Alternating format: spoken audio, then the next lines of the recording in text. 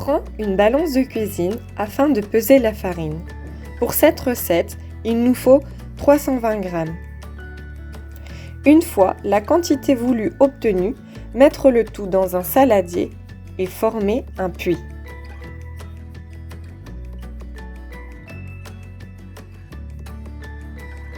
Ajoute 3 œufs entiers et 2 cuillères d'huile dans ta préparation. Réutilise la balance de cuisine afin de mettre 53 g dans un bol. Ensuite, fais-le fondre. Pour ma part, je le mets 30 secondes au micro-ondes. Je le sors à moitié fondu et j'utilise un fouet afin de le rendre liquide. Après avoir préalablement mélangé la farine, les œufs et l'huile, j'y ajoute le beurre fondu. Si tu mélanges et que tu n'obtiens pas une consistance liquide, ne t'inquiète pas, il nous manque quelques ingrédients.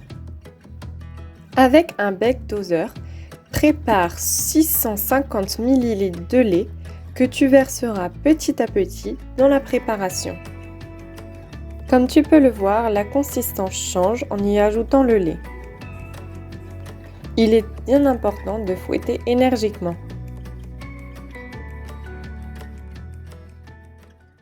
Maintenant, il est temps d'allumer ton appareil et de le laisser chauffer.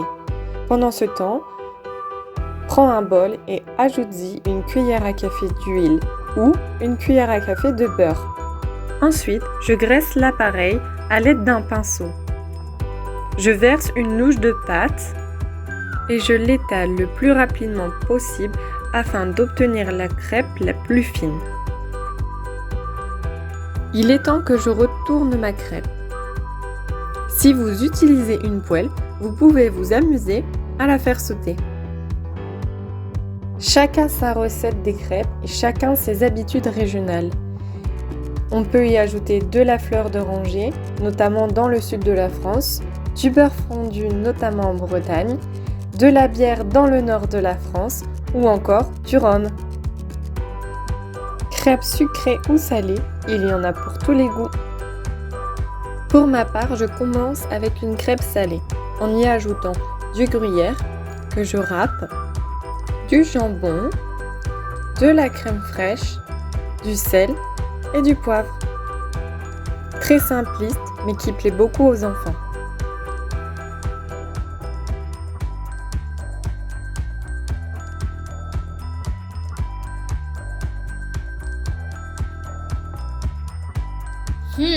That looks good. L'odeur des crêpes a envahi toute la maison.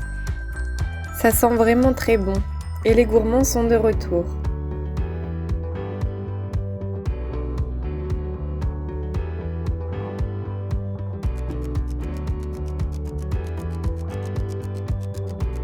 Bon appétit!